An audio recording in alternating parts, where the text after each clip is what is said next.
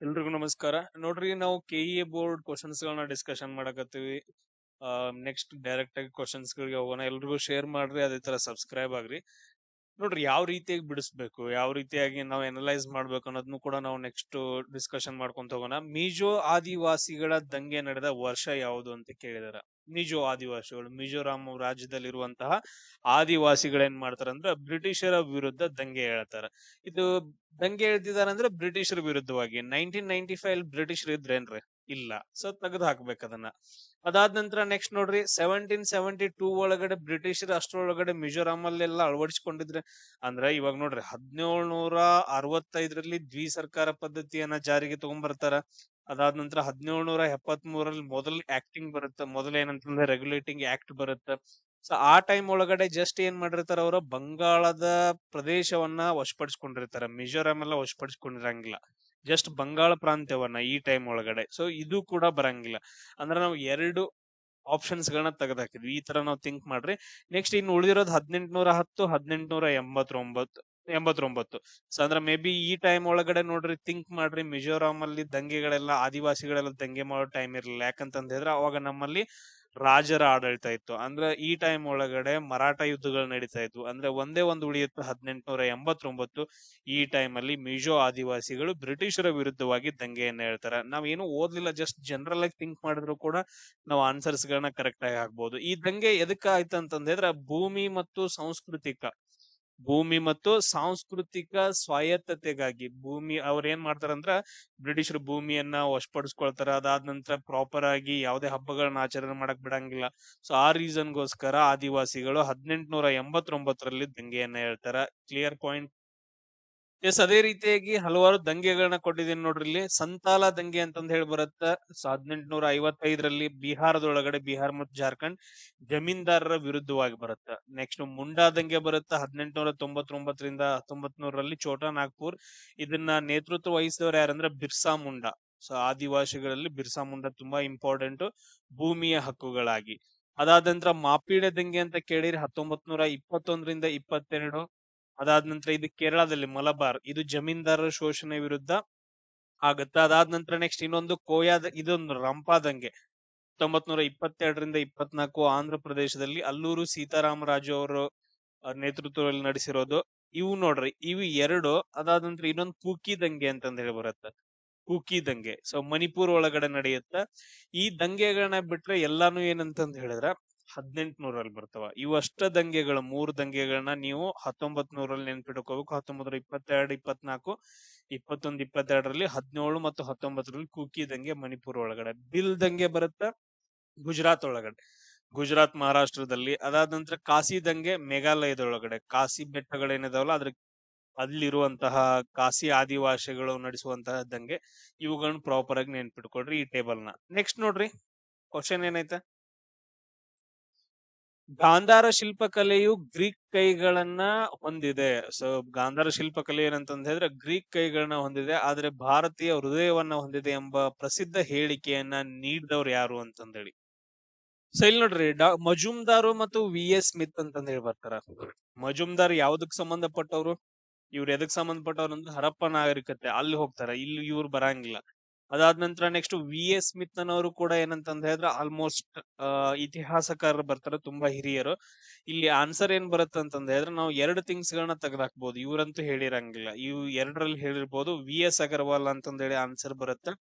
ಇಲ್ಲಿ ಗ್ರೀಕ್ ಕೈ ಭಾರತೀಯ ಹೃದಯವನ್ನ ಹೊಂದಿದೆ ಅಂತಂದೇಳಿ. ಆಂತರಿಕ ಅಂದ್ರೆ ಬಾಹ್ಯ ಗ್ರೀಕ್ ರೂಪ, ಅಂದ್ರೆ ಎಲ್ಲೆಲ್ಲ ಶಿಲೆಗಳು, ಶಿಲ್ಪಕಲೆ ಹೆಂಗಿದ್ವು ಅಂತಂದ ಹೇಳಿದ್ರೆ ಗ್ರೀಕ್ ತರ ಇದ್ವು. ಬಟ್ ಆದ್ರೆ ಅದ್ರ ಒಳಗಡೆ ಏನಂದ್ರೆ ಭಾರತದ ಹೃದಯವನ್ನ, ಭಾರತದ ಕಲ್ಚರ್ ಅನ್ನ ಹೊಂದಿದ್ವು ಅಂತಂದೇಳಿ.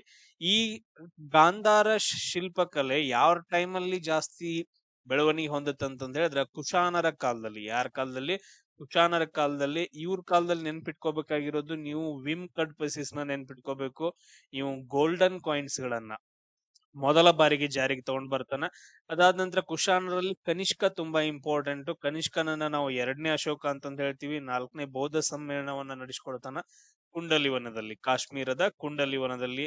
ಇವನ್ ಯಾವಾಗ ರಾಜ ಆಗ್ತಾನ ಅವಾಗ ಶಕ ವರ್ಷವನ್ನ ಆರಂಭ ಮಾಡ್ತಾನ, ಕ್ರಿಸ್ತ ಶಕ 78 ಒಳಗಡೆ. ಇಷ್ಟು ಪಾಯಿಂಟ್ಸ್ ಗಳನ್ನ ಇವನ್ ಟೈಮ್ ಅಲ್ಲಿ ನೆನ್ಪಿಟ್ಕೊಡ್ರಿ. ಎಸ್ ಇಲ್ಲಿ ನೋಡ್ರಿ ಕರ್ನಾಟಕ ಹವಾಮಾನಕ್ಕೆ ಸಂಬಂಧಪಟ್ಟಿದ್ದು. ಸೊ ಇದ್ರಲ್ಲಿ ಯಾವ ಹೇಳಿಕೆಗಳು ಸರಿ ಇದಾವ ಅಂತಂದ್ ಹೇಳಿ ಕೇಳಿದಾರೆ. ಟೋಟಲ್ ಆಗಿ ABCD ಕೊಟ್ಟು ಕೆಳಗಡೆ ಆಪ್ಷನ್ಸ್ ಗಳನ್ನ ಕೊಟ್ಟಿದ್ದಾರೆ. ಅದನ್ನ ನಾನು ತೆಗೆದಾಕಿದ್ದೀನಿ ನೋಡ್ರಿ. ಹವಾಮಾನ ಉದ್ದೇಶಕ್ಕಾಗಿ ಕರ್ನಾಟಕವನ್ನ ಕರಾವಳಿ ಕರ್ನಾಟಕ, ಉತ್ತರ ಒಳನಾಡು, ಉತ್ತರ ಒಳನಾಡು ಕರ್ನಾಟಕ, ದಕ್ಷಿಣ ಒಳನಾಡು ಕರ್ನಾಟಕ ಅಂತಂದ್ ಹೇಳಿ ವಿಭಜನೆ ಮಾಡಿದ್ದಾರೆ. ಇವಾಗ ನೋಡ್ರಿ, ನೀವು ರೇಡಿಯೋಸ್ ಗಳನ್ನ ಯಾರಾದ್ರೂ ಕೇಳಿದ್ರೆ ನಿಮ್ಗೆ ಗೊತ್ತಿರುತ್ತೆ. ಸೊ ಉತ್ತರ ಒಳನಾಡು, ದಕ್ಷಿಣ ಒಳನಾಡು ಹಾಗೂ ಕರಾವಳಿಗೆ ಸಂಬಂಧಿಸಿದಂತೆ ಅಂತಂದ ಹೇಳಿ ಈ ತರ ಕೊಡ್ತಾರೆ. ಅಂದ್ರೆ ಹವಾಮಾನ ಇಲಾಖೆಗಳನ್ನ ಈ ರೀತಿಯಾಗಿ ವಿಂಗಡಿಸಲಾಗಿದೆ ಅಂತಂದ ಹೇಳಿ ಇದು ಕರೆಕ್ಟ್ ಆಗೈತೆ. ನೆಕ್ಸ್ಟ್, ನೈಋತ್ಯ ಮಾನ್ಸೂನ್ ಋತುವಿನಲ್ಲಿ ಕರಾವಳಿ ಕರ್ನಾಟಕದ ಹವಾಮಾನವು ಅಧಿಕ ಮಳೆಯನ್ನ, ಹ್ಯುಮಿಡಿಟಿಯನ್ನ ಜಾಸ್ತಿ ಹೊಂದಿರುತ್ತೆ, ಅಧಿಕ ಮಳೆ ಬೀಳುತ್ತೆ. ಈಗ ನೀವು ನೋಡಿರ್ಬೋದು, ಈ ರೀತಿಯಾಗಿ ನಾವು ಭಾರತವನ್ನ ತಗೊಂಡ್ವಿ ಅಂತಂದ ಹೇಳಿದ್ರೆ ಕರ್ನಾಟಕ ಈ ಪ್ರದೇಶದಲ್ಲಿ ಬರುತ್ತೆ. ಕರೆಕ್ಟಾ? ಅಂದ್ರೆ ಇವಾಗ ಮಾನ್ಸೂನ್ ಮಾರುತಗಳು ಈ ತರ ಬರ್ತಿದಾವ ಅಂತಂದ ಹೇಳಿದ್ರೆ ಕೇರಳ ಮತ್ತು ಈ ಪ್ರದೇಶಗಳಲ್ಲಿ ಜಾಸ್ತಿ ಬಂದ್ಬಿಡ್ತಾವ. ಅಂದ್ರೆ ಕರಾವಳಿ ಪ್ರದೇಶಗಳು ಅದ್ರಲ್ಲಿ ಬಂದ್ಬಿಡ್ತಾವಲ್ಲ. ಸೊ ನೈಋತ್ಯ ಮಾರುತಗಳಿಂದ ಅತಿ ಹೆಚ್ಚು ಮಳೆಯನ್ನ ಕೊಡುತ್ತೆ, ಹ್ಯೂಮಿಡಿಟಿ ಜಾಸ್ತಿ ಇರುತ್ತೆ. ಯಾಕಂತಂದ ಹೇಳಿದ್ರೆ ಸಮುದ್ರದ ಸೈಡ್ ಇರೋದ್ರಿಂದ. ಓಕೆ, ಇದು ಕೂಡ ಕರೆಕ್ಟ್ ಆಗೈತೆ. ನೆಕ್ಸ್ಟ್ ನೋಡ್ರಿ, ದಕ್ಷಿಣ ಒಳನಾಡು ಕರ್ನಾಟಕವು ಬಿಸಿಯಾದ, ದಕ್ಷಿಣ ಒಳನಾಡು ಕರ್ನಾಟಕ ಏನೈತಲ್ಲ ಅದು ಬಿಸಿಯಾದ, ಅತಿ ಶುಷ್ಕ ಮತ್ತು ಉಷ್ಣವಲಯದ ಸ್ಟೆಫಿ ವಿಧದ ಹವಾಮಾನವನ್ನು ಹೊಂದೈತೆ. ಅಂದ್ರ ಸ್ವಲ್ಪ ಕಡಿಮೆ ಮಳೆಯನ್ನ ಹೊಂದೈತೆ ಕರಾವಳಿಗೆ ಸಂಬಂಧಪಟ್ರೆ. ಅದಾದ ನಂತರ ಅತಿ ಶುಷ್ಕವಾಗೈತೆ. ಆಮೇಲೆ ಹುಲ್ಲುಗಾವಲು, ಅಂದ್ರೆ ಸಣ್ಣ ಹುಲ್ಲುಗಾವಲು ಪ್ರದೇಶವನ್ನು ಹೊಂದೈತೆ ಸ್ಟೆಪಿ ಲೆವೆಲ್ಗೆ. ಓಕೆ, ಅದು ಕೂಡ ಕರೆಕ್ಟ್ ಆಗೈತೆ. ಅದಾದ ನಂತರ ನೆಕ್ಸ್ಟ್ ನೋಡ್ರಿ, ಉತ್ತರ ಒಳನಾಡು ಕರ್ನಾಟಕವು ಬಿಸಿಯಾದ, ಅತಿ ಬಿಸಿ ಆಗೈತೆ. ಅದು ನಿಮಗ್ ಗೊತ್ತೈತೆ. ಸವನ್ನ ಹುಲ್ಲುಗಾವಲು, ಸವನ್ನ ಹವಾಮಾನವನ್ನ, ಅಂದ್ರೆ ಈ ಹೆಂಗ ನಮ್ ಕಡೆ ಜಾಸ್ತಿ ಬಿಸಿಲು ಇರುತ್ತಲ್ಲ, ಸೊ ನೀವು ಅದನ್ನ ಸವನ್ನ ಅಂತ ಹೇಳ್ಬೋದು. ಟ್ರಾಫಿಕಲ್ ರೀಸನ್, ಇದು ಕೂಡ ಕರೆಕ್ಟ್ ಆಗೈತೆ. ಅಂದ್ರೆ ABCD ಎಲ್ಲಾ ಏನಂತಂದ್ ಹೇಳಿದ್ರೆ ವಾಕ್ಯಗಳು ಕರೆಕ್ಟ್ ಆಗಿದಾವ ಇದ್ರಲ್ಲಿ. ನೆಕ್ಸ್ಟ್ ಕ್ವಶನ್ ನೋಡ್ರಿ, ಈ ಮುಂದಿನವುಗಳಲ್ಲಿ ಪಶ್ಚಿಮಕ್ಕೆ ಹರಿಯುವ ನದಿಗಳ್ಯಾವು? ಪಶ್ಚಿಮಕ್ಕೆ ಹರಿಯುವ ನದಿಗಳನ್ನ ನಾವೇನಂದ್ರೆ ಗುರುತಿಸ್ಬೇಕು. ಬೇಡ್ತಿ ನದಿ, ಅಘನಾಶಿನಿ, ಕಾರಂಜ ಮತ್ತು ಚಕ್ರ, ಬಾರಾಪೋಳೆ ಅಂತಂದ್ ಹೇಳಿ. ಇಲ್ಲಿ ನೋಡ್ರಿ, ಕಾರಂಜಾ ನದಿ ಅಂತಂದ್ ಹೇಳಿ ಬರುತ್ತೆ. ಇದು ನಮಗ್ ಗೊತ್ತೈತೆ, ಬೀದರ್ ಒಳಗಡೆ ಆ ಕಡೆ ಬರುತ್ತೆ, ಬೀದರ್ ಸೈಡ್. ಇದೇನಂದ್ರೆ ಈ ಕಡೆ ಹರಿದ್ ಬಿಟ್ಟು, ಸೊ ಇದು ಕಾರಂಜಾ ನದಿ ಯಾವ ನದಿಯನ್ನ ಹೋಗಿ ಸೇರುತ್ತ? ಮಾಂಜ್ರಾ ನದಿಯನ್ನ ಹೋಗಿ ಸೇರುತ್ತೆ. ಯಾವ ನದಿಯನ್ನ ಅಂತಂದ ಹೇಳಿದ್ರೆ ಮಾಂಜ್ರಾ ನದಿ. ಈ ಮಾಂಜ್ರಾ ನದಿ ಯಾವ್ದನ್ನ ಹೋಗಿ ಸೇರುತ್ತ? ಗೋದಾವರಿ ನದಿಯನ್ನ ಹೋಗಿ ಸೇರುತ್ತ. ಅಂದ್ರ ಇದು ಯಾವ ಕಡೆ ಹರಿಯುವ ನದಿ ಅಂತಂದಾಯ್ತು? ಪೂರ್ವಕ್ಕೆ ಹರಿಯುವ ನದಿ ಆಯ್ತು. ಅಂದ್ರ ಆಪ್ಷನ್ ಸಿ ಬರಂಗಿಲ್ಲ. ನಮ್ಗೆ ಇದು ಒಂದಾಗ ಗೊತ್ತೈತೆ ಅನ್ಕೊಡ್ರಿ. ಸೊ ಅದಾದ ನಂತರ ನೆಕ್ಸ್ಟ್ ನೋಡ್ರಿ, ಆಪ್ಷನ್ ಸಿ ಎಲ್ಲೆಲ್ಲ ಐತೆ ಅವುಗಳನ್ನ ತೆಗೆದು ಹಾಕ್ರಿ. ಆಪ್ಷನ್ ಸಿ ಎಲ್ಲೆಲ್ಲ ಐತ್ ನೋಡ್ರಿ. ಸೊ ಎರಡು ಆಪ್ಷನ್ ಒಳಗಡೆ ಐತೆ, ಈ ಎರಡು ಆಪ್ಷನ್ಸ್ ಗಳು ಬರಂಗಿಲ್ಲ. ಇವು ಅಷ್ಟ ಕರೆಕ್ಟ್ ಆಗ್ಬೇಕು. DDE ಅಂತಂದೇಳಿ ಬೇಡ್ತಿ ನದಿ ಅಂತಂದ್ ಹೇಳಿ ಐತೆ ಎ ಆಪ್ಷನ್. ಇದು ಕೂಡ ಪಶ್ಚಿಮಕ್ಕೆ ಹರಿಯುವ ನದಿ ಆಗೈತೆ. ಇವೆಲ್ಲ ಬೇಡ್ತಿ ನದಿ, ಅದಾದ ನಂತರ ಅಘನಾಶಿನಿ, ಚಕ್ರ, ಆಮೇಲೆ ಬಾರಾಪೋಳೆ, ಈ ಎಲ್ಲಾ ನದಿಗಳೇನಂತಂದ್ರೆ ಪಶ್ಚಿಮಕ್ಕೆ ಹರಿಯುವ ನದಿಗಳಾಗಿದಾವ. ಆಪ್ಷನ್ 3 ಕರೆಕ್ಟ್ ಆಗತ್ತ. ಇಲ್ಲಿ ಮೇನ್ ಇಂಪಾರ್ಟೆಂಟ್ ಏನಂತಂದ್ರೆ ಬಾರಾಪೋಳೆ, ನೀವು ಹೆಸರು ಕೇಳಿದಿರೋ ಇಲ್ಲೋ ಗೊತ್ತಿಲ್ಲ. ಇದು ಎಲ್ಲಿಂದ ಹರಿಯುತ್ತಂದ್ರೆ ಕೊಡಗುದಿಂದ ಕೇರಳಕ್ಕೆ ಹರಿಯುತ್ತೆ. ಕೊಡಗುದಿಂದ ಕೇರಳ ಕಡೆ ಹರಿದು ನೆಕ್ಸ್ಟ್ ಅರಬ್ಬಿ ಸಮುದ್ರವನ್ನ ಸೇರುತ್ತ ಬಾರಾಪೋಳೆ ನದಿ ಅಂತಂದ್ ಹೇಳಿ. Clear point. ಅದಾದ ನಂತರ ನೆಕ್ಸ್ಟ್ ನೋಡ್ರಿ, ಈ ಕೆಳಗಿನವುಗಳಲ್ಲಿ ಯಾವ ಇಲಾಖೆಯು ಜುಲೈ 2021ರಲ್ಲಿ ನಿಪುಣ ಭಾರತ ಯೋಜನೆಯನ್ನ ಪ್ರಾರಂಭ ಮಾಡ್ತು ಅಂತಂದ ಹೇಳಿ. ಇದ್ರ ಯಾವ್ದಂತಂದ ಹೇಳಿದ್ರೆ ಶಾಲಾ ಶಿಕ್ಷಣ ಮತ್ತು ಸಾಕ್ಷರತಾ ಇಲಾಖೆ ಅಂತಂದ ಹೇಳಿ. ನಿಪುಣ ಅಂತಂದ ಹೇಳಿ ಒಂದ್ ಸ್ವಲ್ಪ ಶಾನೆ ಆಗೋದಂತಂದ ಹೇಳ್ತೀವಲ್ಲ, ಅದು ಶಾಲೆಗೆ ಸಂಬಂಧಪಟ್ಟಿರೋದು. ಈ ತರ ಜನರಲ್ ಆಗಿ ಥಿಂಕ್ ಮಾಡ್ರಿ. ಇದು ನ್ಯೂ ಎಜುಕೇಶನ್ ಪಾಲಿಸಿ 2020ರ ಅಡಿಯಲ್ಲಿ ಬಂದಂತಹ ಒಂದು ಕಾರ್ಯಕ್ರಮ ನಿಪುಣ್ ಭಾರತ್ ಅಂತಂದ ಹೇಳಿ. 3ನೇ ತರಗತಿ ಒಳಗಡೆ ಇರುವಂತಹ ಎಲ್ಲಾ ಮಕ್ಕಳಿಗೆ ಏನಂತಂದ ಹೇಳಿದ್ರ ಮಕ್ಕಳಲ್ಲಿ ಓದುವಿಕೆಯನ್ನ, ಆಮೇಲೆ ಗಣಿತದ ಸಾಮರ್ಥ್ಯವನ್ನ ಹೆಚ್ಚಿಸೋಕೆ ಕೇಂದ್ರ ಶಿಕ್ಷಣ ಸಚಿವಾಲಯ ತಗೊಂಡ್ ಬಂದಿರುವಂತಹ ಒಂದು ಕಾರ್ಯಕ್ರಮ ನಿಪುಣ ಭಾರತ ಅಂತಂದ ಹೇಳ್ತೀವಿ. ಜಸ್ಟ್ ಡೈರೆಕ್ಟ್ ಕ್ವಶನ್ ಆನ್ಸರ್ ಅನ್ನ ನೆನ್ಪಿಟ್ಕೊಳ್ರಿ. ನೆಕ್ಸ್ಟ್, ಋಗ್ವೇದದಲ್ಲಿ ಉಲ್ಲೇಖವಾಗಿರುವ ದಶರಾಜರ ಯುದ್ಧದಲ್ಲಿ ಭರತ ಬುಡಕಟ್ಟಿನ ಮುಖ್ಯಸ್ಥರು ಯಾರು? ಅಂದ್ರ ಒಂದು ಯುದ್ಧ ನಡೆಯುತ್ತಾ ಆ ಟೈಮ್ ಒಳಗಡೆ ಅದನ್ನ ನಾವು ದಶರಾಜರ ಯುದ್ಧ ಅಂತಂದ ಹೇಳ್ತೀವಿ. 10 ಜನ ರಾಜರು ನಡೆಸಿರುವಂತದ್ದು. ಒಂದು ಬುಡಕಟ್ಟು ಜನಾಂಗ ಏನಂತಂದ ಹೇಳಿದ್ರೆ ಭರತ ಬುಡಕಟ್ಟು ಜನಾಂಗ ಅಂತಂದ ಹೇಳಿ. ಸೊ ಅದ್ರದ್ದು ರಾಜ ಯಾರಾಗಿದ್ರು ಅಂತಂದ ಹೇಳಿ. ಸೊ ಅದ್ರ ರಾಜ ಯಾರಾಗಿದ್ರು ಅಂತಂದ ಹೇಳಿದ್ರ ಸುದಾಸ ಅಂತಂದ ಹೇಳ್ತೀವಿ. ಯಾರಾಗಿದ್ರು? ಸುದಾಸ ಅನ್ನೋ ಒಬ್ಬ ರಾಜ ಏನಂತಂದ ಹೇಳಿದ್ರ ಆ ಒಕ್ಕೂಟದ ಮುಖ್ಯಸ್ಥನಾಗಿರ್ತಾನ. ಅದಾದ ನಂತರ ಇದು ಯಾವ ನದಿಯ ದಡದಲ್ಲಿ ನಡೆಯುತ್ತಂತಂದ್ರೆ ಅದ್ರ ಪರುಷ್ಣಿ ಅಂತಂದ ಹೇಳ್ತೀವಿ. ಪರುಷ್ಣಿ ನದಿಯ ದಡದಲ್ಲಿ ನಡೆಯುತ್ತ. ಈಗ ಪರುಷ್ಣಿ ನದಿಯನ್ನ ನಾವು ಏನಂತ ಕರಿತೀವಿ, ಕನ್ನಡದಲ್ಲಿ ರಾವಿ ನದಿ ಅಂತ ಕರಿತೀವಿ. ಪರುಷ್ಣಿ ಅಂದ್ರೆ ಸಂಸ್ಕೃತದಲ್ಲಿ ಕರೆಯೋದು ರಾವಿ ನದಿಯ ದಡದಲ್ಲಿ ನಡೆದಂತಹ ಒಂದು ಯುದ್ಧ ಅಂತಂದ್ ಹೇಳ್ತೀವಿ. ಅದಾದ ನಂತರ ವಿಶ್ವಾಮಿತ್ರ ಏನಂತಂದ್ ಹೇಳಿದ್ರ, ಇವರೊಬ್ರು ಋಷಿ ವಿಶ್ವಾಮಿತ್ರ ಅಂತಂದ್ ಹೇಳ್ತೀವಿ, ತುಂಬಾ ಕೋಪಿಷ್ಟ ಅಂತಂದ್ ಹೇಳ್ತೀವಿ. ಅದಾದ ನಂತರ ಇವ್ರು ಬರಂಗಿಲ್ಲ. ಆಮೇಲೆ ನೆಕ್ಸ್ಟ್ ದಿವೋದಾಸ್ ಅಂತಂದ್ ಹೇಳಿದ್ರೆ ಸುದಾಸನ ತಂದೆಯ ಹೆಸರು. ಸುದಾಸನ ತಂದೆ ಹೆಸರು ಯಾರಂತಂದ್ ಹೇಳಿದ್ರ ದಿವೋದಾಸ್ ಅಂತಂದ್ ಹೇಳ್ತೀವಿ. ಇಷ್ಟು ಪಾಯಿಂಟ್ಸ್ ಗಳನ್ನ ನೆನ್ಪಿಟ್ಕೊಡ್ರಿ. ಇದು ಋಗ್ವೇದದ 7ನೇ ಮಂಡಲದಲ್ಲಿ ಎಕ್ಸ್ಪ್ಲೇನ್ ಮಾಡ್ತಾರ ಈ ಯುದ್ಧವನ್ನ. ಋಗ್ವೇದದ 7ನೇ ಮಂಡಲದಲ್ಲಿ ದಶರಾಧರ ಯುದ್ಧವನ್ನ ಎಕ್ಸ್ಪ್ಲೇನ್ ಮಾಡ್ತಾರ. ಜಸ್ಟ್ ನೆನ್ಪಿಟ್ಕೊಡ್ರಿ. ಇಲ್ಲೇ ಇನ್ನೊಂದೇನಂತಂದ್ರೆ ಕ್ವಶನ್, ಋಗ್ವೇದ ಅಂದ್ರೆ ಏನು, ಋಗ್ವೇದದ ಅರ್ಥವನ್ನ ಕೇಳ್ತಾರ. ಜ್ಞಾನ ಅಂತಂದ್ ಹೇಳ್ತೀವಿ. ಅದಾದ ನಂತರ ಸಾಮವೇದ ಅಂತಂದ್ ಹೇಳಿದ್ರ, ಸಾಮವೇದ ಯಾವ್ದಕ್ ಸಂಬಂಧ ಪಡುತ್ತ, ಸಂಗೀತಕ್ಕೆ ಸಂಬಂಧ ಪಡುತ್ತ. ಯಾವ್ದಕ್ಕ, ಸಂಗೀತಕ್ಕೆ ಸಂಬಂಧ ಪಡುತ್ತ.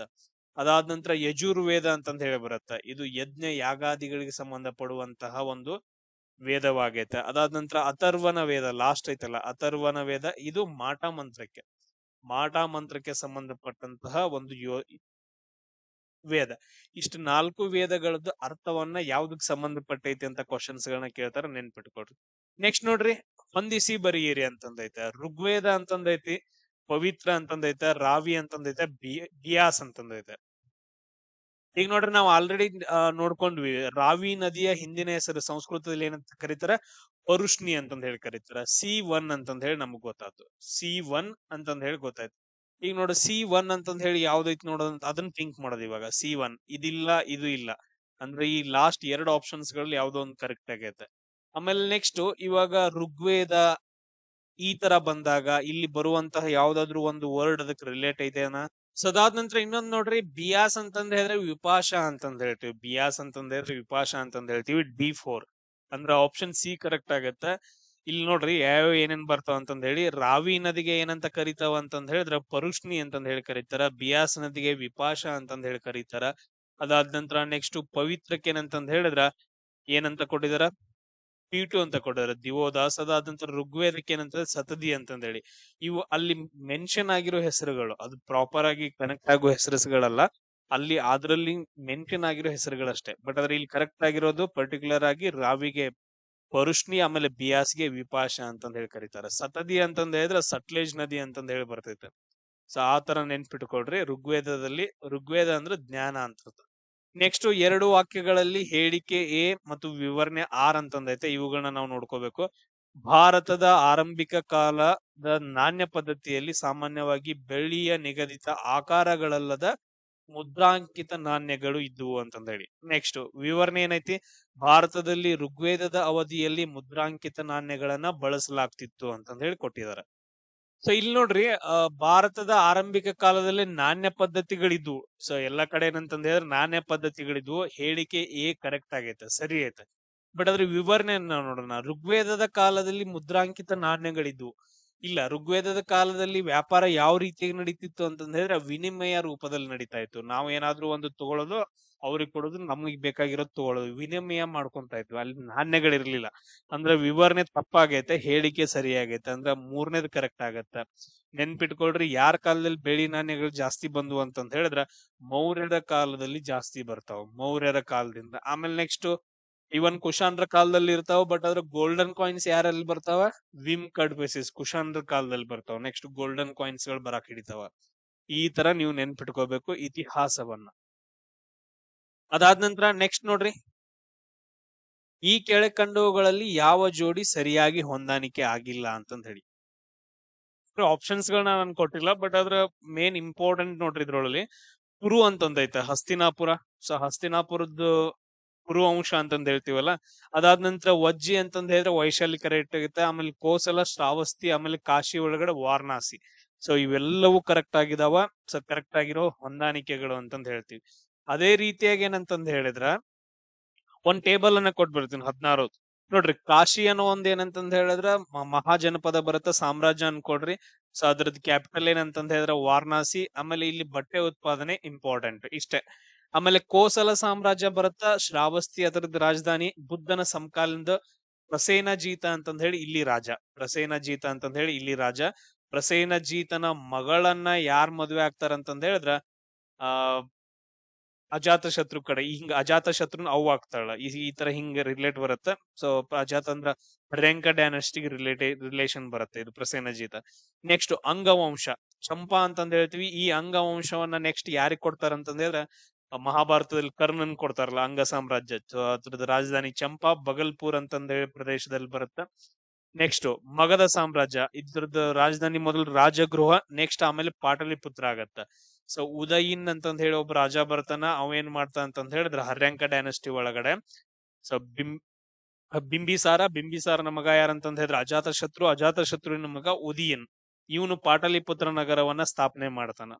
ಸೊ ಬಿಂಬಿಸಾರ ಮತ್ತು ಅಜಾತ ಶತ್ರು ಇವನ್ ಮಗ ಉದಯನ್ ಅಂತಂದ್ ಹೇಳಿ. ಆಮೇಲೆ ನೆಕ್ಸ್ಟ್ ಪಾಟಲಿಪುತ್ರ ನಗರ ಏನಂದ್ರ ರಾಜಧಾನಿ ಆಗತ್ತ. ಆಮೇಲೆ ಎಲ್ಲಾ ಸಾಮ್ರಾಜ್ಯಗಳು ಬರ್ತಾವ. ನೆಕ್ಸ್ಟ್ ವಜ್ಜಿ ಅಥವಾ ರುಜಿ ವೈಶಾಲಿ ಬರ್ತೈತೆ. ಇದು ಲಿಚ್ಚವಿಗಳ ಸಾಮ್ರಾಜ್ಯ ಅಂತಂದ್ ಹೇಳ್ತೀವಲ್ಲ, ಈ ಲಿಚ್ಚವಿಗಳ ಇದೊಂದು ಗಣರಾಜ್ಯ ಅಂತಂದ್ ಹೇಳ್ತೀವಿ, ರಿಪಬ್ಲಿಕ್ ಸಾಮ್ರಾಜ್ಯ. ಈ ಲಿಚ್ಚವಿಗಳಿಂದ ಏನಂದ್ರೆ ಕುಮಾರದೇವಿ ಅಂತಂದ್ ಹೇಳಿ ಬರ್ತಾಳ ನೋಡ್ರಿ. ಕುಮಾರದೇವಿ ಲಿಚ್ಚವಿಗಳ ರಾಜಕುಮಾರಿ ಕುಮಾರದೇವಿ ಯಾರನ್ನ ಮದ್ವೆ ಆಗ್ತಾಳ? 1ನೇ ಚಂದ್ರಗುಪ್ತನನ್ನ ಮದ್ವೆ ಆಗ್ತಾಳ. ಸೊ ಇವ್ರಿಗಿಬ್ರಿಗೂ ಹುಟ್ಟೋ ಮಗ ಯಾರಂತಂದ್ ಹೇಳಿದ್ರೆ ಸಮುದ್ರಗುಪ್ತ ಅಂತಂದ್ ಹೇಳ್ತೀವಿ. ಎಸ್. ಆಮೇಲೆ ನೆಕ್ಸ್ಟ್ ಮಲ್ಲ ಸಾಮ್ರಾಜ್ಯ ಕುಶಿನಗರ. ಇದು ಗೌತಮ ಬುದ್ಧನ ನಿರ್ವಾಣ ಹೊಂದಿದ ಸ್ಥಳ ಅಂತಂದ್ ಹೇಳ್ತೀವಿ ಕುಶಿನಗರ. ನೆಕ್ಸ್ಟ್ ಚೇದಿ ವಂಶ ಅಂತ ಬರುತ್ತ, ಚುಕ್ತಿಮತಿ ಅಂತಂದ್ ಹೇಳಿ. ಇದು ಬುಂದೇಲ್ಖಂಡ್ ಒಳಗಡೆ. ವತ್ಸ ಅಂತಂದ್ ಹೇಳಿ ಬರುತ್ತೆ ಕೌಶಂಬಿ. ಅದಾದ ನಂತರ ಕುರು ಸಾಮ್ರಾಜ್ಯ ಇಂದ್ರಪ್ರಸ್ಥ ಅಂತಂದ್ ಹೇಳ್ತೀವಿ, ಮಹಾಭಾರತಕ್ಕೆ ಸಂಬಂಧಪಟ್ಟಿರೋದು. ಪಾಂಚಾಲ ಪಾಂಚಾಲಿ ದ್ರೌಪದಿ. ಸೊ ಅದು ಅಹಿಚ್ಛ ಮತ್ತು ಕಾಂಪಿಲ್ಯ ಅಂತಂದ್ ಹೇಳ್ತೀವಿ ಅದರ ರಾಜಧಾನಿ. ಮತ್ಸ್ಯ ಸಾಮ್ರಾಜ್ಯ ವಿರಾಟ್ ನಗರ. ಇವರು ಪಾಂಡವರು ಅಜ್ಞಾತವಾಸಕ್ಕೆ ಹೋಗಿರ್ತಾರಲ್ಲ, ಅಲ್ಲಿ ಸ್ಥಳ ಇದು ವಿರಾಟ ನಗರ. ಅಲ್ಲಿ ಹೆಣ್ಣಿನ ವೇಷ ಹಾಕೊಂಡು ಬೃಹನ್ನಳ ವೇಷದಲ್ಲಿ ಇರ್ತಾರ ಅಲ್ಲಿ. ಶೂರಸೇನ ಮಥುರಾ, ಭಗವಾನ್ ಕೃಷ್ಣನಿಗೆ ಸಂಬಂಧಿಸಿದ್ದು. ಅಶ್ಮಕ ಸಾಮ್ರಾಜ್ಯ ಪೈಠಾನ್ ಗೋದಾವರಿ ಈ ಕಡೆ ದಕ್ಷಿಣ ಭಾರತಕ್ಕೆ ಸಂಬಂಧಪಟ್ಟಿರುವಂತ ಏಕೈಕ ಮಹಾಜನಪದ ಇದು. ದಕ್ಷಿಣ ಭಾರತಕ್ಕೆ ಸಂಬಂಧಪಟ್ಟಿರೋ ಏಕೈಕ ಮಹಾಜನಪದ. ನೆಕ್ಸ್ಟ್ ಆವಂತಿ ಉಜ್ಜಯಿನಿ ಅಂತಂದ್ ಹೇಳ್ತೀವಿ. ಇಲ್ಲಿ ಪ್ರದ್ಯೋತ ಅನ್ನೋ ಒಬ್ಬ ರಾಜ ಇರ್ತಾನ. ಅದಾದ ನಂತರ ನೆಕ್ಸ್ಟ್ ಗಾಂಧಾರ ತಕ್ಷಶಿಲೆ, ಇವಾಗಿಂದ ಅಫ್ಘಾನಿಸ್ತಾನ ಐತಲ್ಲ ಅಲ್ಲಿ. ನೆಕ್ಸ್ಟ್ ಕಾಂಬೋಜ ರಾಜಾಪುರ ಅಂತಂದ್ ಹೇಳ್ತೀವಿ. ಇಲ್ಲಿ ಕುದುರೆಗಳು ತುಂಬಾ ಫೇಮಸ್. ಸೊ ಎಲ್ಲವನ್ನ ನಾನು ನಿಮ್ಗೆ ಹೇಳಿದೀನಿ, ಕ್ಲಿಯರ್ ಆಗಿ ನೆನ್ಪಿಟ್ಕೊಳ್ರಿ. ನೆಕ್ಸ್ಟ್ ಕೆಳಕಂಡ ಯಾವ ಜೋಡಿ ಸರಿಯಾಗಿ ಹೊಂದಾಣಿಕೆ ಆಗಿಲ್ಲ ಅಂತಂದ್ ಹೇಳಿ. ಇಲ್ಲಿ ನೋಡ್ರಿ ತಪ್ಪಾದ ಜೋಡಿ ಯಾವ್ದೈತೆ ಅಂತ ನೋಡ್ಕೋಬೇಕು. ಹರಪ್ಪ ನಗರವನ್ನ ದಯಾರಾಮ್ ಸಹಾನಿ ಅವರು ಏನ್ ಮಾಡ್ತಾರ ಅಂತಂದ್ ಹೇಳಿದ್ರ ಕಂಡುಹಿಡಿತಾರ. ದಯಾರಾಮ್ ಸಹಾನಿ ಹರಪ್ಪ ನಗರವನ್ನ 1921 ಅದಾದ ನಂತರ ಲೋತಾಲ್ ನಗರವನ್ನ ಏನಂತ ಕರಿತೀವಿ ಅಂದ್ರೆ ಇದನ್ನ ಹಡಗು ಕಟ್ಟೆ ಅಂತಂದ್ ಹೇಳಿ ಕರಿತೀವಿ. ಲೋತಾಲ್ ನಗರವನ್ನ ಏನಂತ ಕರಿತೀವಿ? ಹಡಗು ಕಟ್ಟೆ ಅಂತ ಕರಿತೀವಿ. ಅದಾದ ನಂತರ ಇದು NG ಮಜುಮ್ದಾರ್ ಅಲ್ಲ, ಇದನ್ನ ಕಂಡಿಡಿದವರು ಯಾರಂದ್ರೆ SR ರಾವ್ ಅಂತಂದ್ ಹೇಳ್ತೀವಿ. ಆಮೇಲೆ ಧೋಲ್ವಿರಾ ನಗರವನ್ನ JP ಜೋಶಿ ಅವರು, ರಂಗ್ಪುರ್ ಅನ್ನ MS ವತ್ಸ್ ಅಂತಂದ್ ಹೇಳಿ ಇವ್ರು ಕಂಡುಹಿಡಿತಾರ. ಇದ್ರಲ್ಲಿ ಏನು ಪ್ರಾಬ್ಲಮ್ ಇಲ್ಲ, ಇವ್ ನೆನ್ಪಿಟ್ಕೊಳ್ರಿ. ಮಜುಮ್ದಾರ್ ಅವರು ಏನ್ ಕಂಡುಹಿಡಿತಾರ ಅಂತಂದ್ ಹೇಳಿದ್ರೆ ಚಾನುದಾರೋ ನಗರವನ್ನ ಕಂಡುಹಿಡಿತಾರೆ. ಯಾವ ನಗರವನ್ನ? ಚಾನುದಾರೋ ಅನ್ನೋ ಒಂದು ನಗರವನ್ನ ಕಂಡುಹಿಡಿತಾರ. ಈಗ ನಾನ್ ನಿಮಗ್ ಮ್ಯಾಪ್ ಮುಖಾಂತರ ಕೆಲವೊಂದು ಥಿಂಗ್ಸ್ ಗಳನ್ನ ಹೇಳ್ತೀನಿ ಹರಪ್ಪ ನಗರ ಬಗ್ಗೆ, ಪಾಯಿಂಟ್ಸ್ ಗಳನ್ನ ಮಾಡ್ಕೊಂಡ್ಬಿಡ್ರಿ. ಯಾಕಂದ್ರೆ ರಿಪೀಟ್ ಆಗಿ ಕೇಳೋ ಕ್ವಶನ್ AE ಬೋರ್ಡ್ ಅಲ್ಲಿ. ಸೊ ಇಲ್ಲಿ ನೋಡ್ರಿ ಈ ಡಯಾಗ್ರಾಮ್ ಒಳಗಡೆ ಮೇನ್ ಇಂಪಾರ್ಟೆಂಟ್ ಮಾಂಡಾ ಅಂತಂದ್ ಹೇಳಿ ಬರುತ್ತೆ. ಸೊ ಇಂಡಸ್ ವ್ಯಾಲಿ ಸಿವಿಲೈಸೇಷನ್ ತುಂಬಾ ಉತ್ತರಕ್ಕೆ ಇರುವಂತಹ ಒಂದು ಪ್ರದೇಶ ಮಾಂಡಾ. ಇದು ಯಾವ ನದಿ ದಡದಲ್ಲಿ ಬರುತ್ತೆ ಅಂದ್ರೆ ಚಿನಾಬ್ ನದಿ ದಡದಲ್ಲಿ ಬರುತ್ತೆ. ನೆಕ್ಸ್ಟ್ ಇಲ್ಲಿ ರಾವಿ ನದಿ ಬರುತ್ತೆ. ನೆಕ್ಸ್ಟ್ ಇಲ್ಲಿ ಹರಪ್ಪ ನಗರ ಯಾವ ನದಿ ದಡದಲ್ಲಿ ಐತೆ? ರಾವಿ ನದಿ ದಡದಲ್ಲಿ ಐತೆ. ಅದಾದ ನಂತರ ನೆಕ್ಸ್ಟ್ ನೋಡ್ರಿ, ಸೊ ರೂಪಾರ್ ನಗರ ಬರುತ್ತೆ. ರೂಪಾರ್ ನಗರ ಇದು ಯಾವ್ದಂತಂದ್ ಹೇಳಿದ್ರೆ ಇಲ್ಲಿ ಬರುತ್ತೆ ರೂಪಾರ್ ನಗರ, ಸಟ್ಲೇಜ್ ನದಿಗಿದು, ಸಟ್ಲೇಜ್ ನದಿ ದಡದಲ್ಲಿ ಐತೆ. ಅದಾದ ನಂತರ ನೆಕ್ಸ್ಟ್ ನೋಡ್ರಿ ಈ ಕಡೆ ಸೊ ಮೊಹೆಂಜದಾರೋ ಬರುತ್ತ, ಅದು ಸಿಂಧು ನದಿ ದಡದಲ್ಲಿ ಬರುತ್ತೆ ಮೊಹೆಂಜದಾರೋ, ಸತ್ತವರ ದಿಬ್ಬ ಅಂತಂದ್ ಹೇಳ್ತೀವಲ್ಲ. ನೆಕ್ಸ್ಟ್ ಚಾನುದಾರೋ ಅಂತಂದ್ ಹೇಳಿ ಬರುತ್ತ, ಚಾನುದಾರೋ. ನೆಕ್ಸ್ಟ್ ಇಲ್ಲಿ ಲೋತಾಲ್ ನಗರ ಬರುತ್ತೆ ನೋಡ್ರಿ, ಸಬರ್ಮತಿ ನದಿ ದಡದಲ್ಲಿ ಲೋತಾಲ್ ನಗರ, ಇದನ್ನ ಹಡಗು ಕಟ್ಟೆ ಅಂತಂದ್ ಹೇಳ್ತೀವಿ. ಸೊ ಈ ರೀತಿಯಾಗಿ ಏನಂತಂದ್ ಹೇಳಿದ್ರೆ ಕಾಲಿಬಂಗಾನ್ ಅಂತಂದ್ ಹೇಳಿ ಬರ್ತಾವ, ರಾಖಿಗರಿ ಅಂತಂದ್ ಹೇಳಿ ಬರುತ್ತ. ಈ ಎಲ್ಲಾ ನಗರಗಳನ್ನ ನೀವು ಕರೆಕ್ಟ್ ಆಗಿ ನೆನ್ಪಿಡ್ಕೋಬೇಕು. ಸುಗ್ಜಂಡ್ರ ಅಂತಂದ್ ಹೇಳಿ ಬರ್ತೈತೆ. ಎಸ್. ಅದಾದ ನಂತರ ನೆಕ್ಸ್ಟ್ ಏನಂತಂದ್ ಹೇಳಿದ್ರೆ ಇಲ್ಲಿ ಕೆಲವೊಂದು ಇಂಪಾರ್ಟೆಂಟ್ ಥಿಂಗ್ಸ್ ಗಳು ಬರ್ತಾವ. ಈಗ ಫಾರ್ ಎಕ್ಸಾಂಪಲ್ ಹರಪ್ಪ ನಗರವನ್ನ ತಗೊಂಡ್ರಿ ಅಂತಂದ್ ಹೇಳಿದ್ರೆ 6 ಉಗ್ರಾಣಗಳು ತುಂಬಾ ಇಂಪಾರ್ಟೆಂಟ್ ಈ ನಗರದಲ್ಲಿ. ಆಮೇಲೆ ಮೊಹೆಂಜದಾರೋ ನಗರವನ್ನ ತಗೊಂಡ್ರಿ ಅಂತಂದ್ ಹೇಳಿದ್ರೆ ಸ್ನಾನದ ಕೊಳವನ್ನ ಇಲ್ಲಿ ತುಂಬಾ ಇಂಪಾರ್ಟೆಂಟ್. ಈ ಮ್ಯಾಪ್ ಅನ್ನ ನೋಡ್ಕೊಂಡು ಸೊ ಯಾವ್ಯಾವ ನದಿ ದಡದಲ್ಲಿ ಏನೇನ್ ಬಂದಾವ ಅನ್ನೋದನ್ನ ನೆನ್ಪಿಟ್ಕೊಡ್ರಿ. ನೆಕ್ಸ್ಟ್ ಕ್ವಶನ್ ನೋಡೋಣ. ಕೆಳಕಂಡ ಜೋಡಿ ಯಾವುದು ಹೊಂದಾಣಿಕೆ ಆಗಿಲ್ಲ ಅಂತಂದೇಳಿ, ಯಾವುದು ಹೊಂದಾಣಿಕೆ ಆಗಿಲ್ಲ. ಎಸ್, ಇಲ್ಲಿ ಬಿಂಬೇಟ್ಕಾ ಗುಹಾಲಯ ಐತಲ್ಲ, ಈ ಅನ್ವೇಷಣೆ ಏನೈತಲ್ಲ, ಸೊ ಇದು ಸರಿಯಾಗಿ ಹೊಂದಾಣಿಕೆ ಆಗಿಲ್ಲ. ಇದನ್ನ ಇವ್ರು ಮಾಡಿಲ್ಲ. ಇದನ್ನ ಯಾರು ಮಾಡಿದಾರ ಅಂತಂದ್ರೆ ವಿ.ಎಸ್. ವಾಕನ್ಕರ್ ಅಂತಂದೇಳಿ. ವಿ.ಎಸ್. ವಾಕನ್ಕರ್ ಅನ್ನೋರು ಏನ್ ಮಾಡ್ತಾರ ಅಂದ್ರೆ ಇದನ್ನ ಸಂಶೋಧನೆ ಮಾಡ್ತಾರ, ಬಿಂಬೇಟ್ಕಾ ಗುಹೆಗಳು ಅಂತಂದೇಳಿ. ಉಳಿದದ್ದೆಲ್ಲ ಕರೆಕ್ಟ್ ಆಗಿದಾವ. ರಾಬರ್ಟ್ ಬ್ರೂಸ್ ಅಂತಂದ್ ಹೇಳ್ಬಿಟ್ಟು ಇವರು ಪಲ್ಲಾವರನ್ನಲ್ ಪೈಸ್ಟೋನಿಸ್ ಪ್ರಾಚೀನ ಯುಗದಲ್ಲಿ ಕಂಡು ಹಿಡಿತಾರ. ಕೈ ಕೊಡಲಿ ಅಂತಂದೇಳಿ, ಪ್ರಾಚೀನ ಯುಗದ ಕೈ ಕೊಡ್ಲಿಯನ್ನ ಕಂಡು ಹಿಡಿತಾರ. ಆಮೇಲೆ ಎ.ಎಸ್. ಸಾಲಿ ಅಂತಂದ್ ಹೇಳಿ ಬರ್ತಾರ. ಇವರು ಮಹಾರಾಷ್ಟ್ರದೊಳಗಡೆ ಕೆಲವೊಂದು ಮಾಹಿತಿಗಳನ್ನ ಕಲೆಕ್ಟ್ ಮಾಡ್ತಾರ, ಹಳೆ ಶಿಲಾಯುಗಕ್ಕೆ ಸಂಬಂಧಪಟ್ಟದ್ದು. ಆಮೇಲೆ ಅರುಣ್ ಸೋನಾಕಿ ಅಂತಂದ್ ಹೇಳಿ ಹತಾನೋರದಲ್ಲಿ ತಲೆಬುರುಡೆಯನ್ನ ಕಂಡು ಹಿಡಿತಾರ. ಇವು ಉಳಿದಿದ್ದೆಲ್ಲ ಕರೆಕ್ಟ್ ಆಗಿದಾವ. ಸೊ ಇದು ಒಂದು ಬಿಂಬೇಟ್ಕಾ ಏನಂತಂದ್ ಹೇಳಿದ್ರೆ ವಿ.ಎಸ್. ವಾಕನ್ಕರ್, ನೊಬಾಲ್ಟ್ ಅಲ್ಲ. ಇದು ಹಳೆ ಶಿಲಾಯುಗಕ್ಕೆ ಸಂಬಂಧಪಟ್ಟಿರೋ ಕ್ವಶನ್ಸ್ ಗಳು. ನೆಕ್ಸ್ಟ್, ದಕ್ಷಿಣ ನವಶಿಲಾಯುಗವನ್ನ ಇಲ್ಲಿ ಕರೆಕ್ಟ್ ಆಗಿ ನೋಡ್ಕೋಬೇಕು. ಹೇಳಿಕೆ ಮತ್ತು ವಿವರಣೆ. ದಕ್ಷಿಣ ನವಶಿಲಾಯುಗವನ್ನ ಭಾರತದ ವಿಶಿಷ್ಟ ಪ್ರಾದೇಶಿಕ ಗುಂಪು ಎಂದಂತ ಹೇಳಿ ಹೇಳಲಾಗತ್ತ. ದಕ್ಷಿಣ ಭಾರತದ ಬಹುತೇಕ ನವಶಿಲಾಯುಗದಲ್ಲಿ ಬೂದಿ ದಿಬ್ಬಗಳು ಕಂಡು ಬಂದವು ಅಂತಂದ ಹೇಳಿ. ಸೊ ಇವು ಎರಡು ಕರೆಕ್ಟ್ ಆಗಿದಾವ. ಸೊ ಇವೆರಡು ಏನಂತಂದ ಹೇಳಿದ್ರೆ ಕರೆಕ್ಟ್ ಆಗಿದಾವ. ದಕ್ಷಿಣದಲ್ಲಿ ಏನಂತಂದ ಹೇಳಿದ್ರೆ ಬೂದಿ ದಿಬ್ಬಗಳು ಕಂಡು ಬಂದಿದಾವ, ನವಶಿಲಾಯುಗಕ್ಕೆ ಸಂಬಂಧಪಟ್ಟಿದ್ದು. ಇದು ಎರಡನೇದೇನಂದ್ರೆ ಆಪ್ಷನ್ ಎ ಕರೆಕ್ಟ್ ಆಗತ್ತೆ. ಎ ಮತ್ತು ಆರ್ ಎರಡು ಸರಿಯಾಗಿದಾವ. ನೆಕ್ಸ್ಟ್, ಬೌದ್ಧ ಗ್ರಂಥಗಳ ಪ್ರಕಾರ ಯಾರು ಮೌರ್ಯ ಚಕ್ರವರ್ತಿ ಅಶೋಕನ ಮಡದಿಯಾಗಿದ್ಲು ಅಂತಂದೇಳಿ. ನೋಡ್ರಿ, ಇಲ್ಲಿ ಆಪ್ಷನ್ ಅನ್ನ ಕೊಟ್ಟಿದ್ದಾರೆ. ಏನಂತಂದೇಳಿ ಅಶೋಕನ ಹೆಂಡತಿರಿ ಯಾರ್ಯಾರ ಅಂತಂದೇಳಿ. ಸೊ ಇಲ್ಲಿ ಆಪ್ಷನ್ಸ್ ಗಳನ್ನ ನೋಡ್ಕೊಳ್ರಿ. ಅಸಂಧಿ ಮಿತ್ರ, ತಿಸ್ಸರಕಿತ, ಸುಭದ್ರಾಂಗಿ, ಆಮೇಲೆ ಜನಪದ ಕಲ್ಯಾಣ ಅಂತಂದೇಳಿ. ಸೊ ಇಲ್ಲಿ ಜನಪದ ಕಲ್ಯಾಣ ಅನ್ನೋದೈತ್ಲ, ಇದು ಬರಂಗಿಲ್ಲ. ಅಸಂಧಿ ಮಿತ್ರ ಅಂತಂದ್ ಹೇಳಿ ಇದು ಅಶೋಕನ ಅಗ್ರಮಹಿಷಿ, ಪ್ರಮುಖ ರಾಣಿ ಅಂತಂದ್ ಹೇಳ್ತೀವಿ. ಅಸಂಧಿ ಮಿತ್ರ ಏನಂತಂದ್ ಹೇಳಿದ್ರೆ ಅಶೋಕನ ಪ್ರಮುಖ ರಾಣಿ ಅಂತಂದ್ ಹೇಳ್ತೀವಿ. ತಿಸ್ಸರಕಿತ ಅಂತಂದ್ ಹೇಳಿದ್ರೆ ಇವಳು ಕೊನೆಯ ರಾಣಿ, ಅಶೋಕನ ಕೊನೆಯ ರಾಣಿ ಯಾರಂತಂದ್ ಹೇಳಿದ್ರ ತಿಸ್ಸರಕಿತ ಅಂತಂದ್ ಹೇಳಿ. ಆಮೇಲೆ ಸುಭದ್ರಾಂಗಿ ಅಂತಂದ್ ಹೇಳಿ ಇದು ಕೂಡ ಬರಂಗಿಲ್ಲ. ಸುಭದ್ರಾಂಗಿ ಕೂಡ ಬರಂಗಿಲ್ಲ. ಯಾಕಂತಂದ್ ಹೇಳಿದ್ರೆ ಸುಭದ್ರಾಂಗಿ ಅಶೋಕನ ತಾಯಿ ಅಂತಂದ್ ಹೇಳ್ತೀವಿ. ಅಶೋಕನ ತಾಯಿ. 1 ಮತ್ತು 2 ಮಾತ್ರ ಸರಿ ಅಂತಂದ್ ಹೇಳಿ. ಆಮೇಲೆ ನೆಕ್ಸ್ಟ್ ನೋಡ್ರಿ, ಇನ್ನಿಬ್ಬರು ಬರ್ತಾರ ಅಶೋಕನ ಹೆಂಡತಿರೊಳಗಡೆ. ಅವ್ರು ಯಾರ್ಯಾರ ಅಂತಂದ್ ಹೇಳಿದ್ರ ಫಸ್ಟ್ ದೇವಿಯಂ ಅಂತಂದ್ ಹೇಳಿ, ದೇವಿಯಂ. ಅದಾದ ನಂತರ ಇನ್ನೊಬ್ಳು ಯಾರಂತಂದ್ ಹೇಳಿದ್ರ ಕಾರುವಾಕಿ, ಕಾರುವಾಕಿ. ಇವರ 4 ಜನ ಹೆಂಡತಿರು, ನೆನ್ಪಿಟ್ಕೊಳ್ರಿ. ಇವಳು ತುಂಬಾ ಕ್ಲೋಸ್ ಇರ್ತಾಳ, ಅಸಂಧಿ ಮಿತ್ರ. ಆಮೇಲೆ ತಿಸ್ಸರಕಿತ ಏನಂತಂದ್ ಹೇಳಿದ್ರ ಬೌದ್ಧ ಧರ್ಮಕ್ಕ ವಿರೋಧವಾಗಿರ್ತಾಳ. ಇವಳೇ ಏನ್ ಮಾಡ್ತಾಳ ಅಂತಂದ್ ಹೇಳಿದ್ರ ಒಂದು ಮರವನ್ನ ಸುಟ್ಟಾಕ್ತಾಳ. ಆತರ ಒಂದು ಕತೆ ಬರುತ್ತ ತಿಸ್ಸರಕಿತ ರಿಲೇಟೆಡ್. ಅದಾದ ನಂತರ ನೆಕ್ಸ್ಟ್ ನೋಡ್ರಿ, ಕೆಳಕಂಡ ಯಾವ ಜೋಡಿ ಸರಿಯಾಗಿ ಹೊಂದಾಣಿಕೆ ಆಗಿಲ್ಲ ಅಂತಂದೇಳಿ. ಜೈನರ ಮತ, ಜೈನರ ತರ್ಕಶಾಸ್ತ್ರ, ಜೈನರ ವ್ಯಾಕರಣ, ಜೈನರ ರಾಮಾಯಣ. ಜೈನರಲ್ಲಿ ತುಂಬಾ ಡೀಟೇಲ್ ಆಗಿ ಕೇಳಿದಾರೆ. ಇಲ್ಲಿ ನೋಡ್ರಿ, ಜೈನರ ವ್ಯಾಕರಣ ಅಂತಂದೈತಲ್ಲ, ಇದು ರಾಂಗ್ ಐತ. ವಿಮಲ ಸೂರಿ ಅಲ್ಲ. ಇದು ತುಂಬಾ ಇಂಪಾರ್ಟೆಂಟ್. ಸಕಟಾಯನ ಅಂತಂದ್ ಹೇಳಿ ಒಬ್ರು ಬರ್ತಾರ, ಸಕಟಾಯನ ಅಥವಾ ಹೇಮಚಂದ್ರ ಸೂರಿ ಅಂತಂದ ಹೇಳಿ. ಹೇಮಚಂದ್ರ ಸೂರಿ ಇವ್ರ ಏನ್ ಮಾಡ್ತಾರ ಅಂತಂದ ಹೇಳಿದ್ರೆ ಜೈನರ ವ್ಯಾಕರಣವನ್ನ ಬರೀತಾರ. ಸೊ ಜೈನರ ಮತ ಹರಿಭದ್ರ, ಜೈನರ ತರ್ಕಶಾಸ್ತ್ರ ಕೂಡ ಹರಿಭದ್ರ, ಜೈನರ ರಾಮಾಯಣ ವಿಮಲ ಸೂರಿ, ಜೈನರ ವ್ಯಾಕರಣ ಸಕಟಾಯನ ಅಂತಂದ ಹೇಳಿ. ಇಲ್ಲಿ ಆಪ್ಷನ್ 3 ಕರೆಕ್ಟ್ ಆಗತ್ತ. ಇವುಗಳನ್ನ ನೋಡ್ಕೊಳ್ರಿ.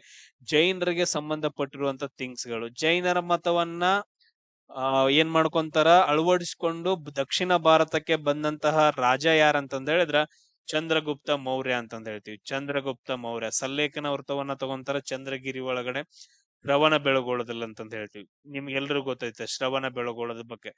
ಇಲ್ಲಿ ಮೇನ್ ಇಂಪಾರ್ಟೆಂಟ್ ಜೈನರಲ್ಲಿ ಏನಂತಂದ ಹೇಳಿದ್ರೆ, ಒಂದು ಜೈನ ಸಮ್ಮೇಳನ ನಡೆಯುತ್ತ, ಅದನ್ನ ಚಂದ್ರಗುಪ್ತ ಮೌರ್ಯ ನಡೆಸ್ಕೊಡ್ತಾನ ಪಾಟಲಿಪುತ್ರ ನಗರದಲ್ಲಿ. ಆಮೇಲೆ 2ನೇ ಜೈನ ಸಮ್ಮೇಳನ ಎಲ್ಲಿ ನಡೆಯುತ್ತ ಅಂತಂದ ಹೇಳಿ ನನಗೆ ಕಮೆಂಟ್ ಅನ್ನ ಹಾಕ್ರಿ. ಅದಕ್ಕಿಂತ ಮುಂಚೆ ನೋಡ್ರಿ, ಜೈನ ಧರ್ಮದೊಳಗಡೆ 2 ಭಾಗಗಳಾಗ್ತಾವ. ಒಂದು ಭಾಗ ಏನಂತಂದ ಹೇಳಿದ್ರೆ ಅಂದ್ರೆ 2 ಪಂಗಡಗಳು. ಒಂದು ಶ್ವೇತಾಂಬರರು, ಇನ್ನೊಂದ್ ಏನಂತಂದ ಹೇಳಿದ್ರೆ ದಿಗಂಬರರು ಅಂತಂದೇಳಿ. ದಿಗಂಬರರು. ಈ ಶ್ವೇತಾಂಬರರು ಏನಂತಂದ ಹೇಳಿದ್ರೆ ಯಾರ ಅನುಯಾಯಿಗಳು ಅಂತಂದ ಹೇಳಿದ್ರೆ ಸ್ಥೂಲ ಬಾಹುವಿನ ಅನುಯಾಯಿಗಳು. ದಿಗಂಬರರು ಯಾರಂತಂದ ಹೇಳಿದ್ರೆ ಭದ್ರ ಬಾಹುವಿನ ಅನುಯಾಯಿಗಳು. ನೆನ್ಪಿಟ್ಕೊಡ್ರಿ. ಸೊ ಅದಕ್ಕ ನಮ್ದು ಭಾರತದಲ್ಲಿ ಸೌತ್ ಇಂಡಿಯಾದಲ್ಲಿ ದಿಗಂಬರರು ಜಾಸ್ತಿ ಇದಾರೆ, ಭದ್ರಬಾಹು ಯಾಕಂತಂದ ಹೇಳಿದ್ರೆ ಭದ್ರಬಾಹು ಮತ್ತು ಚಂದ್ರಗುಪ್ತ ಮೌರ್ಯ ಇವ್ರಿಬ್ರು ಸೇರ್ಬಿಟ್ಟು ಶ್ರವಣ ಬೆಳಗೊಳಕ್ ಬರ್ತಾರ. Point clear. ಸ್ಥೂಲಬಾಹು ಮತ್ತು ಭದ್ರಬಾಹು ಅಂತಂದ ಹೇಳಿ. ಅದಾದ ನಂತರ ಅಷ್ಟಾಧ್ಯಾಯಿ ಕೃತಿಯ ಕರ್ತೃ ಯಾರು ಅಂತಂದ ಹೇಳಿ ಕ್ವಶನ್ ಅನ್ನ ಕೇಳಿದಾರ. ಪಾಣಿನಿ ಅಂತಂದ ಹೇಳ್ತೀವಿ. ಅಷ್ಟಾಧ್ಯಾಯಿ ಕೃತಿಯನ್ನ ಯಾರು ಬರೀತಾರಂದ್ರ ಪಾಣಿನಿ ಬರೀತಾರ. ಪತಂಜಲಿ ಯಾವ ಕೃತಿ ಅಂತಂದ್ ಬರೀತಾರ, ಮಹಾಭಾಷ್ಯ ಅಂತಂದ ಹೇಳಿ. ಪತಂಜಲಿ ಏನಂತಂದ ಹೇಳಿದ್ರೆ ಮಹಾಭಾಷಾ ಅಂತಂದ ಹೇಳ್ತೀವಿ. ಕಾಳಿದಾಸರು ಏನಂತಂದ ಹೇಳಿದ್ರೆ ನಿಮ್ಗೆ ಗೊತ್ತೈತೆ, ಕಾಳಿದಾಸರು ಬರೆದಂತಹ ಎಲ್ಲಾ ಕೃತಿಗಳನ್ನ ನನಗ ನೀವು ಕಮೆಂಟ್ ಅನ್ನ ಹಾಕ್ಬೇಕು. ಬಹಳ ಇಂಪಾರ್ಟೆಂಟ್ ಒಬ್ರು. ಎಸ್, ಅದಾದ ನಂತರ ನೆಕ್ಸ್ಟ್ ಕ್ವಶನ್ ನೋಡೋಣ.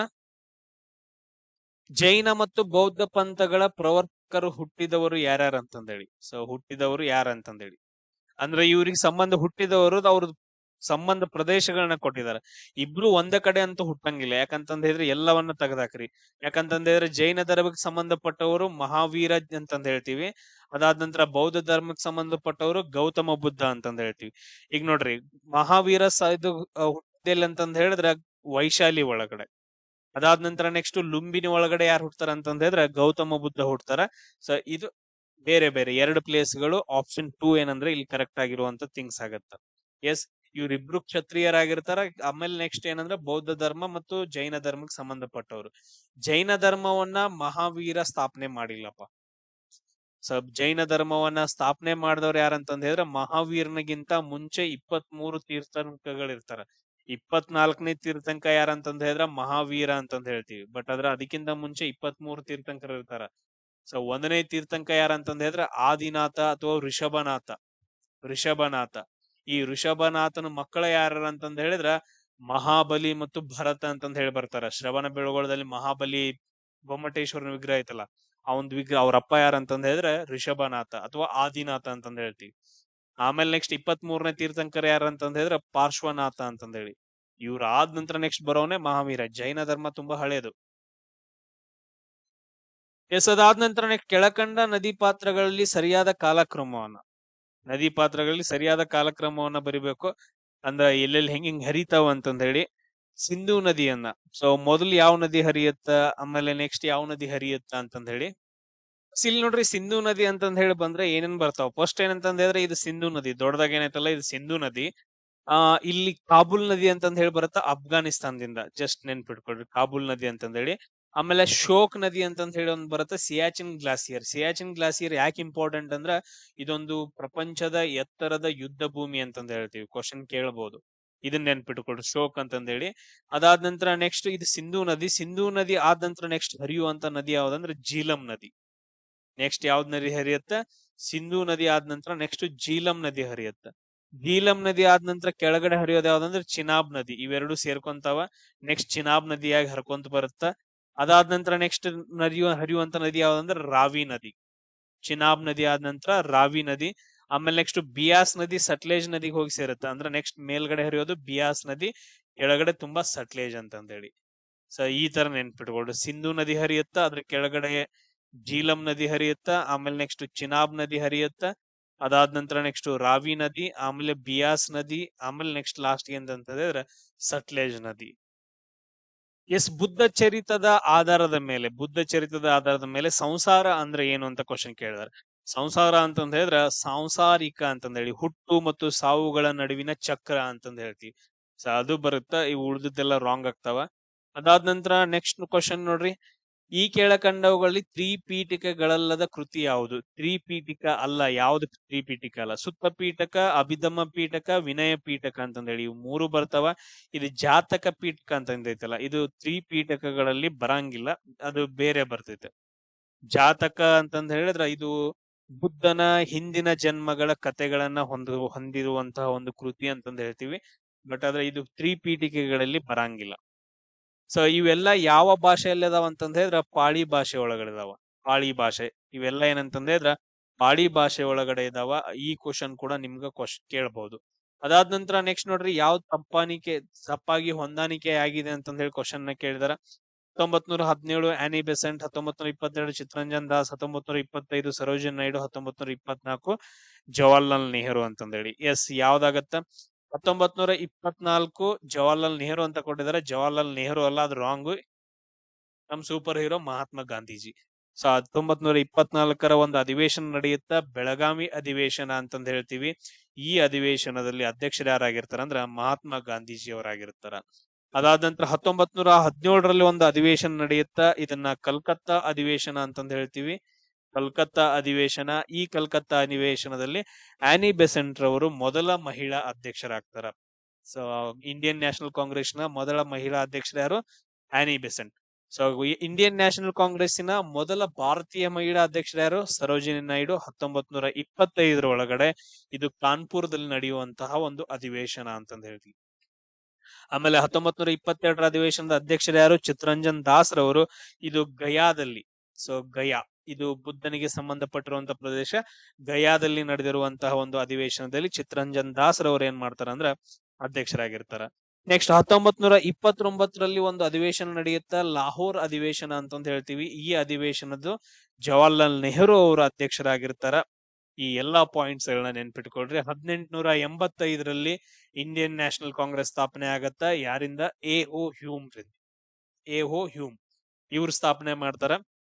ಸೊ 1880 ಮೊದಲು ಏನಂತಂದ ಹೇಳಿದ್ರೆ ಅಧಿವೇಶನವನ್ನ ಎಲ್ಲಿ ನಡೆಸ್ಬೇಕಂತ ಪ್ಲಾನ್ ಮಾಡಿರ್ತಾರ, ಪುಣೆ ಒಳಗಡೆ ನಡೆಸ್ಬೇಕಂತ ಪ್ಲಾನ್ ಮಾಡಿರ್ತಾರ. ಬಟ್ ಅದ್ರಲ್ಲೊಂದು ರೋಗ ಬಂದಿರತ್ತ, ಪ್ಲೇಗ್ ರೋಗ ಅಂತಂದ ಹೇಳಿ ಅಲ್ಲಿ ಕ್ಯಾನ್ಸಲ್ ಮಾಡಿ ಮೊದಲ ಅಧಿವೇಶನವನ್ನ ಮುಂಬೈಗೆ ಸ್ಟಾರ್ಟ್ ಮಾಡ್ತಾರ. ಮುಂಬೈ ಒಳಗಡೆ ನಡೆಸ್ತಾರ.